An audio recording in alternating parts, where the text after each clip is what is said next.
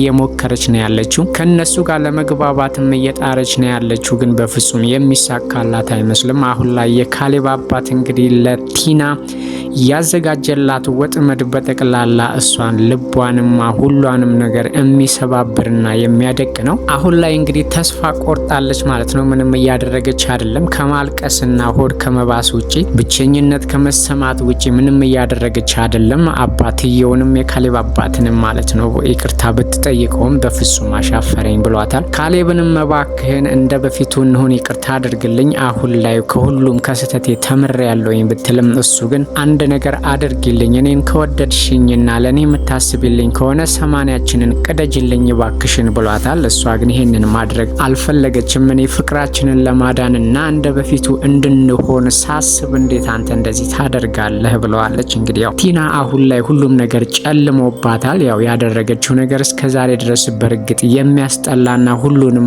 ጥላቻ የሚዘራ ነው። በሁሉም ሆድ ውስጥ ወይም በሁሉም ልብ ውስጥ ጥላቻ የሚዘራ ድርጊት ነው ያደረገች የነበረችው።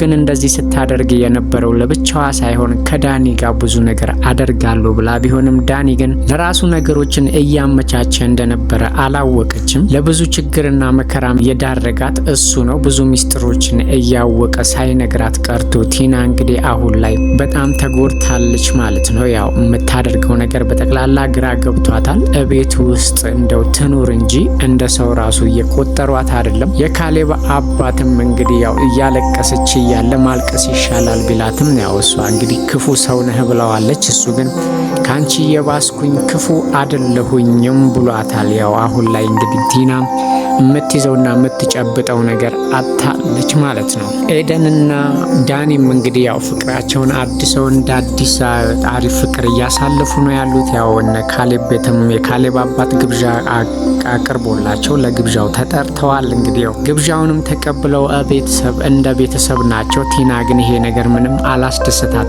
ቤታችንም አትምጡ፣ ከቤቴም ውጡልኝ እያለቻቸው ነበረ። ያው ራሷ እንደ ቤት ነው እየቆጠረች ያለችው። አሁን ላይ ግን ሁሉም እንዳገለላትና ሁሉም እንደጠላት ቢገባትም አሁን ግን ያበላሸችውን ነገር ለማስተካከል እየጣረች ብትሆንም ግን አሁን ላይ ምንም እየተሳካላት አይደለም። ዳኒና ኤደን ግን እስካሁን ድረስ በቃ አሪፍና ደስ የሚል ፍቅር ላይ ነው ያሉት። ያው ኤደንም እንግዲህ ዳኒን ለአንዴና ለመጨረሻ ጊዜ ነው እድል እየሰጠው ስለሱ የሷ መከፋትና የሷ ማዘን አስከፍተዋለሁ እያለች ጥያቄ ብትጠይቀውም እሱ ግን ካንቺ ጋር በመመለሴ ወይም ደግሞ ካንቺ ጋር በመሆኔ ደስ አለኝ እንጂ ስለሷ ነገር ምንም አላሳሰበኝም ብሏታል። ያው ድጋሚ ስተት ከሰራ ኤደን እንግዲህ ለዳኒ ይቅርታ እንደማታደርግለት እንደውም ይባስ ብላ በቃ ልገል ሁሉ እችላለሁ እያለችው ነው ያለችው። እዚህ ጋር የምንረዳው ነገር ኤደንም ዳኒን በጣም ትወደዋለች። እሱ የሚወዳትን ያህል ነው የምትወደው። መጀመሪያም ቢሆን ያው የሚያስከፋና መጥፎ ነገር ስለሰራ ነበር የራቀችው። ይቅርታውንም እንግዲህ በካሌብ አባት በኩልም ቢሆን ቶሎ ይቅርታ አድርጋለታለች። አሁን ላይ እንግዲህ ዳኒና ኤደን አሪፍ ነገር ላይ ነው ያሉት ማለት ነው። ትሁት እንግዲህ ያው እስከ ዛሬ ድረስ ደብቃውና አፍናው የነበረውን ነገር አሁን ላይ እያፈረጠችው ነው ያለችው። ትሁት እንግዲህ በካሌብ ፍቅር በጣም እየተጎዳችና እየተጎሳቆለች ነው ያለችው። በእርግጥ በጣም መልካምና አሪፍ ልጅ ነው ትሁት ማለት። ካሌብ እውነት እሷን ተቀብሎ ከሷ ጋር ከሆነ በጣም እድለኛ ነው ማለት ነው። ምክንያቱም ያው ቲና በቀላል የምትፋተው አይመስልም። ቲና ከፈታችው እንግዲህ ያው ትሁት ካሌብን እንደማትለቀውና በጣም እንደምታፈቅረው ነው ለሁሉም እየተናገረች ያለችው። ያው ካሌብ በእርግጥ ካሌብ እንደምታፈቅረው አያውቅም፣ ግን ማፍቀሯንና ሰው እንዳፈቀረች ወይም ደግሞ ፍቅር እንደያዛት ሰምቷል። እሱም ግን ይሄንን ለማወጣጣት እየጣረ ነው ያለው ማለት ነው። እዚህ ጋር ግን አንድ ልብ ልንለው የሚገባው ነገር ካሌብም ለትሁት ፍቅር ያለው ይመስላል፣ እያወጣጣት ነው ያለው። እሷ ግን እንደዚህ በቀላል የምትናገር አይደለችም። ይሄንን ራሱ በኤደን ብርታት ነው ለዚህ የበቃው። ኤደን ግን እያገዘቻት ነው፣ እየረዳቻትና እያበረታቻቻት ነው ያለችው። ለብቻዋ ፍቅሩን አፍና በጣም እየተጎዳች እንደሆነ እያየን ነው። ትሁቴ እንግዲህ ያው ቤተሰቡ ሁሉ እንደ ብርቅዬ የማያት በተለይ አባትየው ይሄንን ነገር ሲሰሙ በጣም እንደሚደሰቱ እርግጠኛ ነን። እስካሁን ድረስ እሳቸውንም በእርግጥ ስለ ፍቅር ጠይቃቸዋለች። እሱም ያው የካሌብ አባትም በጣም የሚወዳት ልጁ ነች፣ እንደ ልጁ ነው የሚያያት። በማፍቀርሽ ወይ ደግሞ እዚህ ምድር ላይ ከፍቅር ሌላ እኮ ምንም ትልቅ ነገር የለም። እውነት ካፈቀርሽ በጣም ደስ ነው የሚለኝ እኔ አንቺ ብቻ ይሄ አድርጊው እንጂ ድል አድርጌ እንደ አባትና እንደ ልጅ ሆኜ እንደ ልጄ ነው የምድርሽ ብሏታል። እንግዲህ ያው እውነታውን አላወቀም ካሌብን እንዳፈቀረችና ወይም ፍቅር የያዛት ከካሌብ እንደሆነ ሲሰማ ደግሞ በጣም እንደሚደሰት እርግጠኛ ነን። ከዚህ በፊትም እየተመኘለት ነበረ። እንግዲህ ያው ትሁት እንግዲህ በካሌብ ፍቅር በጣም ናውዛለች ማለት ነው። ያው መጨረሻ ላይ እንግዲህ ኤደን ንገሪው እያለቻት ነው።